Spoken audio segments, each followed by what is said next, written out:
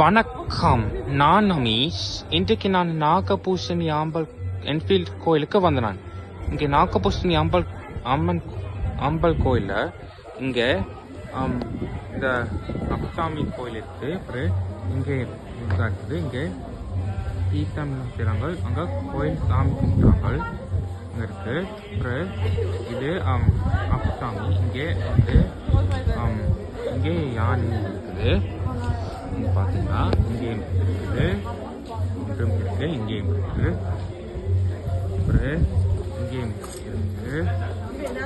அப்புறம் இங்கே நான் அப்பசாமி கோயில் சுற்றிட்டு குங்குமம் பூசினான். அப்புறம் அங்கே பார்த்தீங்கன்னா நான் சாமி கும்பிட்டு வந்தேன்.